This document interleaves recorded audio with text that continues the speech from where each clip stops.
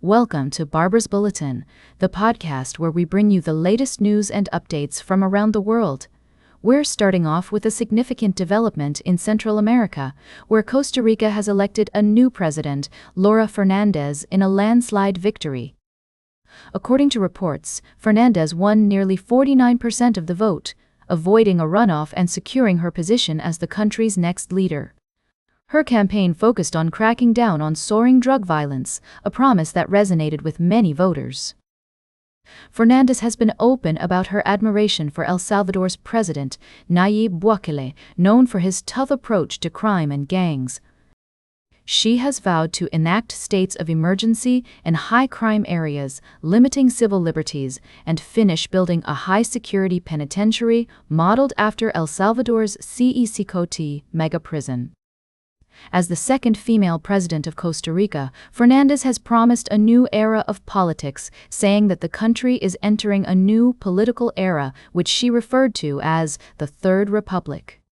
Her victory has sparked both excitement and concern among citizens, with some questioning her autonomy and potential ties to the current president, Rodrigo Chavez. We'll continue to monitor the situation in Costa Rica and provide updates as more information becomes available. For now, it's clear that Fernandez's victory marks a significant shift in the country's political landscape. We'll be right back with more of today's top news on Barbara's Bulletin. Welcome back to Barbara's Bulletin. We're continuing our coverage of the latest news from around the world. Today, we're focusing on several key stories that have been making headlines.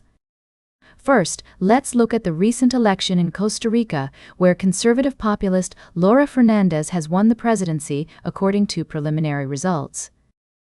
This outcome is seen as a significant shift in the country's political landscape and may have implications for its relationships with neighboring countries.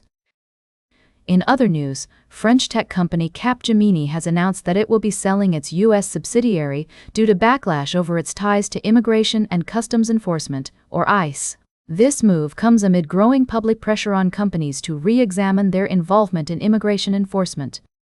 Meanwhile, in Cuba, the government is struggling to cope with the effects of U.S. sanctions, which have led to widespread shortages and economic hardship.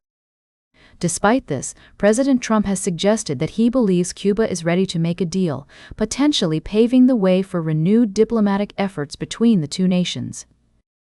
The release of over 3 million documents related to Jeffrey Epstein has also been making waves, with several high-profile figures facing renewed scrutiny over their connections to the disgraced financier. UK Prince Andrew, in particular, has come under fire, with Prime Minister Keir Starmer urging him to testify about his involvement. In a heartwarming turn of events, 5-year-old Liam Conejo Ramos has been released from ICE custody and reunited with his family in Minnesota. This case has highlighted the human side of the immigration debate and the need for compassionate solutions to complex problems. As we take a closer look at these stories, it's clear that each one represents a complex web of issues and perspectives. At Barbara's Bulletin, we're committed to bringing you fair and balanced coverage, without taking sides or promoting any particular agenda.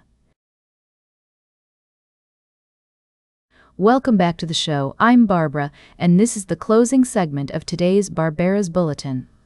As we wrap up our discussion on global events, I want to bring to your attention a developing story that has significant humanitarian implications. The Israeli government has announced that it will be terminating the operations of Doctors Without Borders, also known as Médecins Sans Frontières, MSF, in the Gaza Strip. This decision comes after MSF failed to provide a list of its Palestinian staff, which Israel claims is a requirement for all humanitarian organizations operating in the region. Now, I want to provide some context here. MSF has been a key provider of medical and humanitarian aid in Gaza, particularly since the war broke out in October 2023. The organization says it currently provides at least 20% of hospital beds in the territory and operates around 20 health centers. In 2025 alone, they carried out over 800,000 medical consultations and more than 10,000 infant deliveries. So, This decision has the potential to severely impact the already fragile healthcare system in Gaza. MSF, on the other hand, claims that Israel's demand for a staff list is a pretext to obstruct humanitarian assistance to Gaza. They argue that providing such a list would put their employees at risk and compromise the independence of their medical operations. The organization says it had tried to engage with Israeli authorities over the issue but was unsuccessful. It's essential to acknowledge the complexities of this situation and the concerns of all parties involved.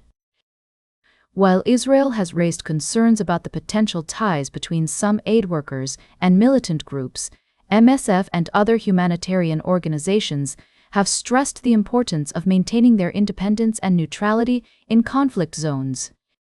As we consider the implications of this decision, it's crucial to remember that the people of Gaza are already facing immense challenges, including limited access to basic medical care, food, and water.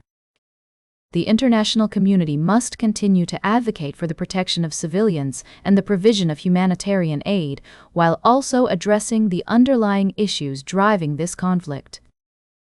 As we close today's show, I want to encourage our listeners to stay informed about this developing story and its potential consequences for the people of Gaza.